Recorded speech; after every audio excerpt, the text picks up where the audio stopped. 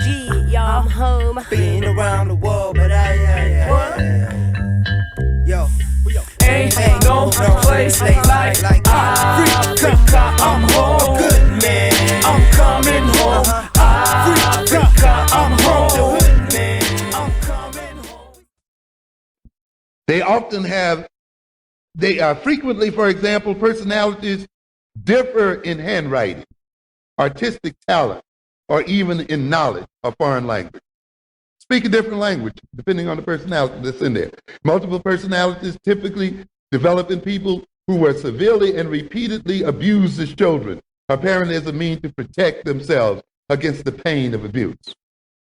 Does that strike another note in you? Often only one or two of the subpersonalities will be conscious of the abuse, while the others would have no memory or experience of the pain. To a great extent, the personality of the African American today has been shaped by our desires to escape the memory of the slave experience, to deny its existence. We don't want to talk about it. We don't want to come in terms with it. We don't want to re-experience it psychologically. We don't want to know about it. And therefore, our lives becomes defined by eternal escape and avoidance of reality and of history and of a knowledge of who we are and how we came to be who and what we are. And consequently, we cannot act upon the reality of our history, and we guide our behavior and define ourselves in terms of a fantasy as history and a misinterpretation of reality. This is what it is. Yes. How did we get this religion we talked about earlier? I talk about Star Trek, and we talk about the time warp that Star Trek depicts quite frequently, of how people move from one state of consciousness and one world suddenly flip into a new world. They go through a warp, and suddenly, all of a sudden, everything that they used to use to guide themselves no longer counts. The language that they used to speak can no longer be understood in the new world. The values that they used to guide their behavior are no longer workable. In fact, it gets them into trouble. The gods, the culture, the nature of the social relations, and all of the things that they used prior to meeting the warp no longer suffice. Now they must learn new values and new behaviors and new orientations in order to adapt themselves to the new universe that they live in. We are in that kind of position today. Think about the African in the world the African lived in prior to being brought across the ocean. Think about the gods we praise. Think about the organization of our society. Think about the languages that we spoke, the food that we ate, the dress that we wore, the music, the song, the dance, and all of those things that defined us as African people. And think how horrendous it must have been for us to be thrown into this world where there was a whole new language, a whole new social hierarchy, a whole new set of authorities, people pushing you around who you don't understand, people who are putting strange tools in your hand, people who are trying to get you to relate to them and to relate to each other in a very different kind of way from what you're used to relating to. Think about the stress and the confusion, and think about the abuse. Think about the horror of that situation our parents and great-grandparents were put in. And there was somebody that said then, if you pray to this God, if you talk this way, if you dress this way, if you relate this way, you'll get a greater sense of security. Your anxiety will be reduced. You will feel good, and you'll be able to withstand the pain of your existence. And the God then that I'm going to hand you is one that I have created for you. And a theology that comes with it is one that I have created so that you will continue to serve me as you continue to serve it. And we come to believe in the veracity of that God and that religion. Why? because we feel so secure when we follow it. And we feel so relieved when we follow it. And yet we wonder why, despite all of our prayers, despite all of our devotion, we still suffer the way we do. I often ask the question, why is it that the people who prayed the most have the most of their children in the jails of America today? Who shout and kick over the benches and so forth, are filling up the prisons and have the children killing each other and addicted out here in these streets. There must be a problem here, ladies and gentlemen. We must reorient ourselves to our religion. We must reorient ourselves to our gods, because apparently we don't have the appropriate orientation. Because as that book you read says, you can tell a tree by what? The fruit it bears. And therefore, if it bears bitter fruit, or if it bears no fruit at all, the God you worship says it is but fit to be hewn down and thrown into the flame and consumed. Read your own Bible. It gives you a very practical measure as to whether the religion you're pursuing is an appropriate one. And that measure says, look at the fruit that it bears. And if then the kind of religion and the God you're pursuing ends up having your sons in the jails of America and ends up maintaining African people in slavery and servitude in their own lands and everywhere, then something is wrong in terms of how we relate to that religion and that God, because the outcome is wrong and the outcome is destructive. And it's because we don't want to confront the abuse that we went through and deal with. You see, when you go through that time warp, the only way you can ultimately come to understand the new world is to understand what happened when you went through that warp. That transformed what? The personality. That made the personality what it was. And I find that interesting when further over, when I read here of what happened when the personality moves from one personality to another, when the body is possessed by one personality and that personality is displaced and another one comes in. It says during the switch, there is typically a period of seconds or even minutes when heart rate, breath rate, and other physiological markers show a disorganization that is followed by a new pattern typical of the personality that is emerging. In other words, then, we go through a period of disorganization and stress, and then the personality is reorganized to fit into the new circumstances.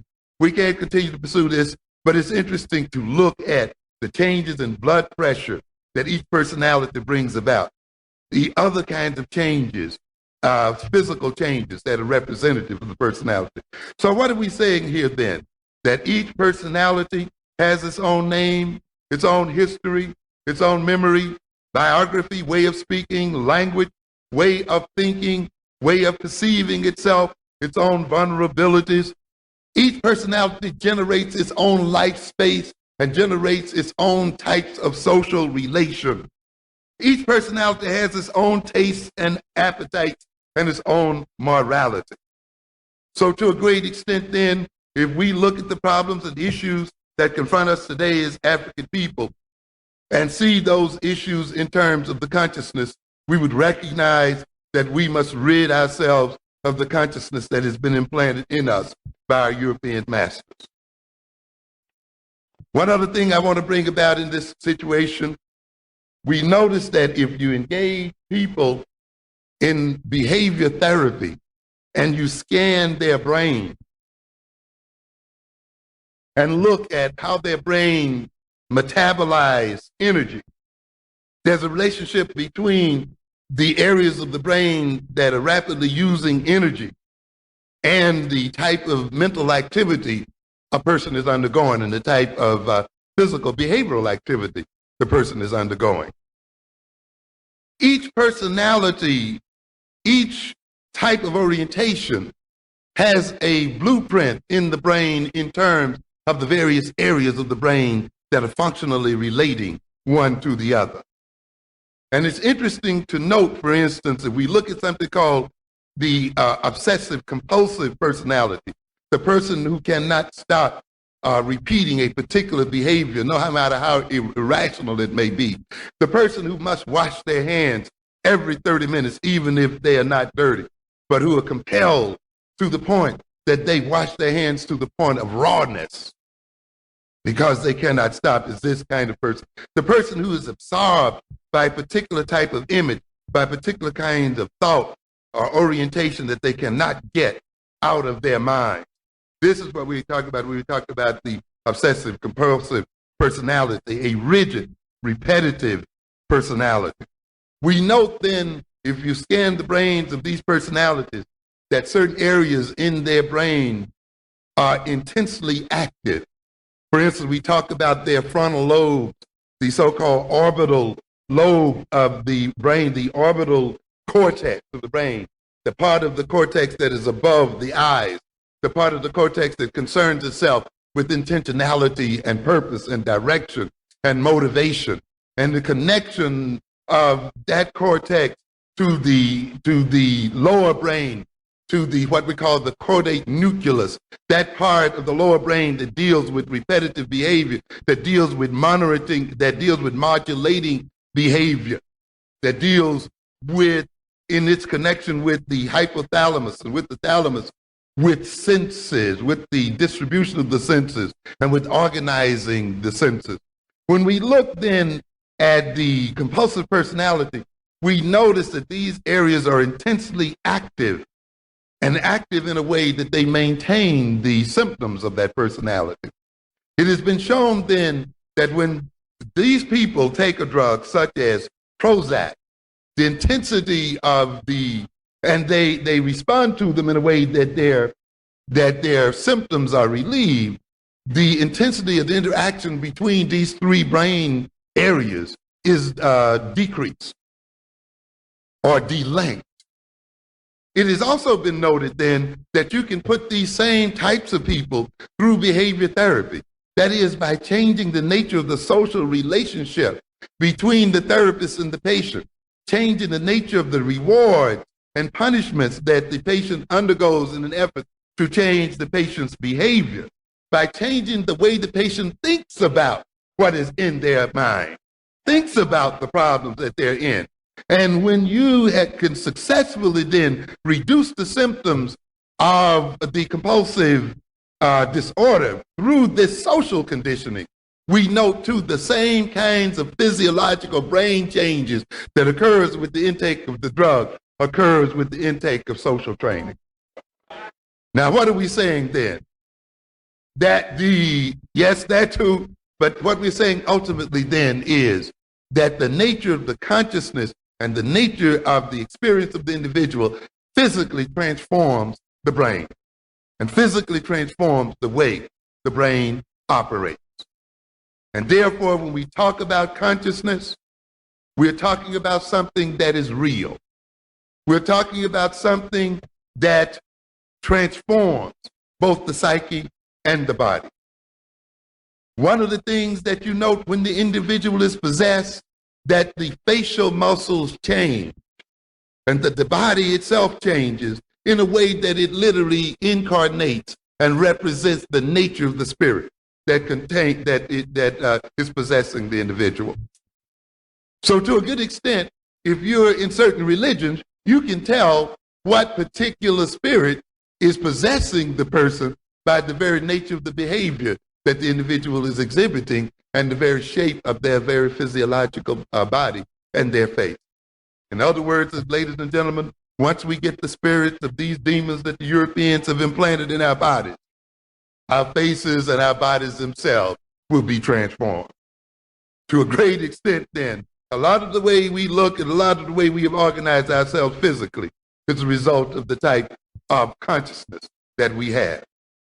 To a great extent, and I will begin to wrap it up here, to a great extent, The kind of consciousness that inhabits us reflects the kind of culture that we live in, the nature of the culture that we are a part of. Recognize, ladies and gentlemen, that culture cannot exist outside of our mind and of our bodies. Culture does not exist out there. History does not exist out there. History and culture can only exist in the minds and bodies of people. If there were no people in the world, there would be no history in the world, no culture in the world. Culture does not stand outside and direct us. It is where? Inside of us, and it directs us from the inside. Culture is instilled in our bodies and in our minds. And we have to keep that in mind, because sometimes we tend to see it as something separate from ourselves. Culture indwells in us, and it inhabits our bodies. Our history dwells in us, and it inhabits our bodies. We reflect our history, and we reproduce our history when that history becomes a part of us and is one with us. We tend to see culture in terms of music, in terms of the kind of dance we have, in terms of the song we sing. And that is a part of culture. But ultimately, culture is deeper than that. Culture is a way of thinking. Ultimately, culture is a conspiracy. That is, it is a means by which a group of people organize the way they think, organize the way they believe, organize the way they see the world, so as to create a consciousness by which they can cooperate in achieving certain ends, so that they can mutually aid each other and gain ends that they cannot gain as separate individuals. So culture is an instrument of power. The individual through culture extends his power, and the culture extends the power of the group. When we talk about music and song and dance, what we are talking about here then is how culture ultimately comes to be implanted in our bodies. You see, we tend to look at song and dance and music as entertainment. And this is our serious mistake. We have a lot of our youth out there looking at music as mere entertainment. When we say that we are being enculturated, it means that a spirit is being implanted in us by the culture. It means our group is instilling in our bodies and in our minds a possessing spirit such that when our culture calls our name, we respond to it.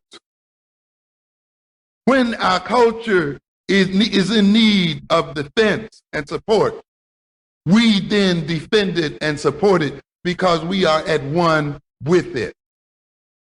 In other words, why does the black man respond to the white man? Why does the black man serve the white man? Why does everything the black man do benefit the white man? Why does the black man say freedom is doing what I want to do? And why is it that everything he wants to do enriches the European? Why is it that our youth say that they are being free and that they're doing what they want to do and they're expressing themselves, and it involves buying a $100 pair of sneakers from white folks? Yes. Yes. All of this kind of stuff. Why?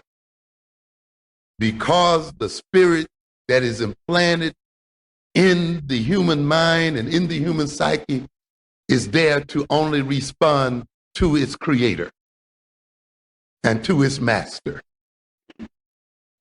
And therefore, when you let another people generate a spirit in you, when you let another people generate certain values in you, when you let another people generate a certain look, generate a certain reality for you, when you let another people let you see yourself in a particular sort of way and see your own people in a particular sort of way, they have implanted a spirit, and that spirit has been created by them, and that spirit only responds to them. And it only responds to them in terms of furthering their interests and working against the interests of the body it possesses. And this is why there's that self-destructive spirit in us. Because the demon that possesses a body is not there for that body. It is there for the creator that placed it there. And if necessary to obey its creator, it destroys that body. It will destroy the body it inhabits. The taste that that spirit has will be taste that can only be satisfied by buying from its master creator. The values that that spirit wishes to satisfy and realize can only be realized by going through the aegis of the master that created it.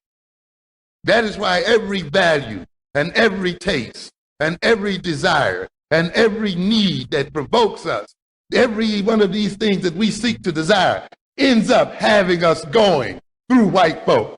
And that's why we think we need them. And every time we satisfy them, they in some way benefit in our seeking satisfaction, because the demon that we call ourselves is answering to the call of its master.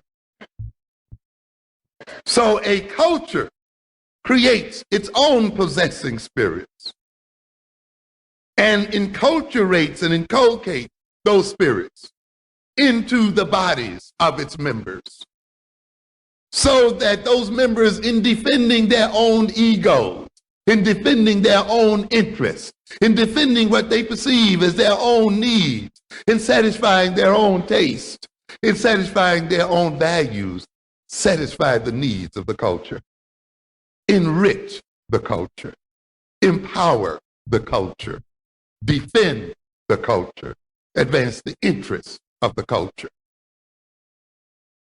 And how then does the culture implant its spirit into its members? It does it in a very strong and primordial way. It uses vehicles. And one of the major vehicles that's used is music, rhythm, song, dance. A culture involves people moving what? Together, in tandem, in rhythm. It involves them having the same temporal sense, the same kind of time clock, so that they can move in synchrony, one with the other. And music is about synchrony. Poetry is about synchrony. Song is about synchrony. Music is about symbol. And you see, ultimately, it is through symbols that you evoke behavior from people. So when a culture creates symbols, those symbols are designed to evoke particular types of reactions and feelings and moods in its members. And a culture establishes the potency of those symbols through ritual, through song, and through dance. And one of the best ways then to inculcate cultural values, a cultural spirit, is through entertainment. Is while the members are being entertained, while they are feeling good, the song is carrying the cultural values into the mind and into the body. The lyrics that represent the cultural interests, the lyrics that represent cultural values, are being carried on the vehicle of the music, carried through the vehicle of the poetry. The togetherness, the cooperativeness, the mutual movement together and the synchrony of the culture is being entrained through the music and through the rhythm of the dance. Therefore, you see, when you let another people take over your music, when you let another people take over your dance and attach their content to it, they will use your own music and your own dance and your own rap lyrics and your own poetry and your own cultural symbols to carry their message into your body and into your mind, such that you can only respond then to their beck and call and to their wishes. And you see then, yes, you see then that they get you to buy those sneakers and they get you to buy all of those things by what? Associating them with your what? Your music, with your cultural symbols, you see, with your poetry, with your rhythms. And so they attach their content to our rhythm, their content to our song. Yes, but in a way, they take our own instrument and turn them against the self. Notice how quickly, when one of our youngsters was rhyming, "kill the police," that kind of content was washed right out immediately. Yes. But what washout occurs when they sing about shooting each other with their Glocks and the other thing? When their contents of self-destructiveness ride on the rhythm of their song and of their dance. And when the symbols are loaded then with self-destructive elements and content. So what are we saying here then? That enculturation is the process of building in responsivity and ultimately responsibility, the ability to respond to a particular call. And we then have appropriately enculturated ourselves when we can respond to our own culture and to our own values and to our own needs. One other thing here then, as we rapidly bring these things to a close, we have to look at personality in this light as well. We think our personality is ours. You must recognize, ladies and gentlemen, that the human being is a social animal. We exist in society. We exist in groups. We are born dependent, not independent. We have long periods of dependency. And it is the social relationship between ourselves and our mothers and ourselves and our group that protects us during our long periods of dependency. And in a sense, we never quite get over our dependency and need for one another. And so consequently, we are social animals, and we must then respond to social situations. Our personalities, because they may be our personality, does not mean that they are not inculcated with a social spirit, and they're not designed for a social end. In other words, the individual exists for the social unit, not for himself. We see individuality as something that is just for ourselves. Why are we individuals?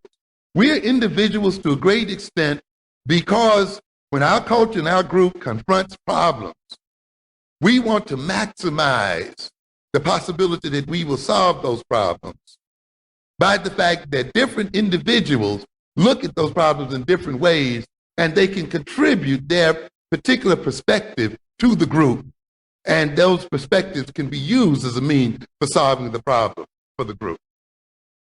So even individuals are there to strengthen the group. You see, if all the people in the society thought just alike and saw the world just alike, they thought no differently one from the other, the society would be soon defeated because it would be uncreative. It would not be innovative. It would not be able to change its perspective of a problem in a way so that it can solve it. So what does it do then? It creates individuals. It's like the reasons why we have genetic variation. We say no matter how intense a plague may be in a nation or a people, there are always one or two people left standing. Because in some way or another, their genetic structure has permitted them to withstand the plague. And as long as we got a few of those survivors left, and as long as they can reproduce, the race continues and goes on. But if the race had all exactly the same genetic structure, then a plague would wipe out the total race and the species would cease to exist. And the same thing then operates in terms of differences in personalities. We differ in personality ultimately because these differences contribute to the survival of the species.